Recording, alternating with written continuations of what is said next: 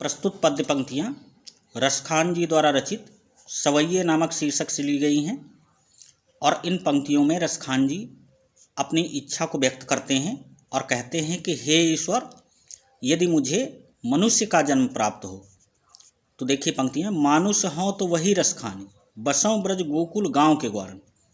तो कहते हैं कि यदि मुझे मनुष्य का जन्म मिले तो ब्रज के गोकुल गांवों के मध्य मेरा जन्म हो। जौ पशु हों तो कहाँ बस मेरो, चरों नित नंद की धेनु मझारन। और वो कहते हैं कि यदि मुझे पशु का जन्म मिले तो बाबा नंद के घर में, ताकि मुझे भगवान श्री कृष्ण चराने के लिए ले जाएं। पाहन हो तो वही गिरि को, जो धरे कर छत्र पुरंदर धारण। और कहते हैं कि यदि मैं पर्वत बनूं, पहाड़ बनूं, तो गोवर्धन पर्वत का ही हिस्सा बनूं। जो खग हों तो बसेरो करूं, मिल कालिंदी कूल कदम्ब की डान। और कहते हैं कि अगर मेरा पक्षियों का जन्म हो तो मैं यमुना नदी के किनारे कालिंदी की डालों पर मेरा बसेरा हो। अगली पंक्ति देखें, आज गई हुती भोर ही हूँ, रसखान रही वै नंद के भवन। वाको जियो जुग लाख करोड़, जसोमति को सुख जात कहो नहीं। तो इन पंक्तियों में एक गोपी दूसरी गोपी से कहती है कि श्री कृष्ण के प्रेम में मग्न होकर आज सुबह मैं बाबा नंद के भवन में गई थी, घर पे गई थी, और उनके पुत्र श्री कृष्ण लाखों वर्षों तक जीवित रहें। ऐसे पुत्र को प्राप्त कर यशोदा जी को जो सुख मिलता है उसका वर्णन नहीं किया जा सकता है।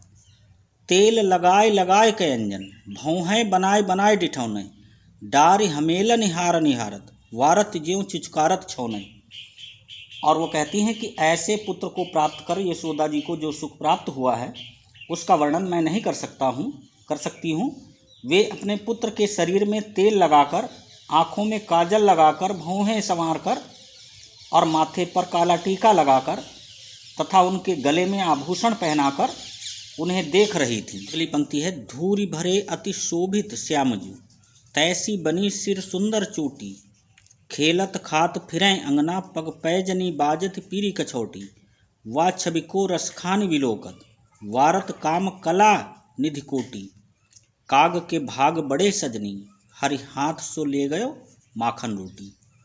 तो इन पंक्तियों का अर्थ है कि जब भगवान श्री कृष्ण छोटे थे अर्थात बाल रूप में थे, तो उस बाल रूप को देखकर एक गोपी दूसरी से कहती है कि हे सखी, श्री कृष्ण का वह बाल रूप कितना मनोहर है।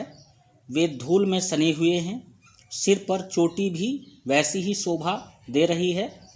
श्री कृष्ण ने पीला कच्छा पहन रखा है और वे अपने आंगन में खेल रहे हैं। चलते फिरते उनके पैरों में पहनी हुई पैजनियों की मधुर ध्वनि सुनाई देती है और कृष्ण जी का वह रूप अत्यधिक शोभनीय है। उसके सम्मुख कामदेव की भी कला कम पड़ जाती है तथा उस कौवे के भाग्य कितने अधिक होंगे जो भगवान श्री कृष्ण के हाथ से माखन रोटी छीन कर ले गया है। अर्थात वो कौवा बड़ा ही भाग्यशाली होगा जिसने भगवान के हाथ का जूठा भोजन किया होगा।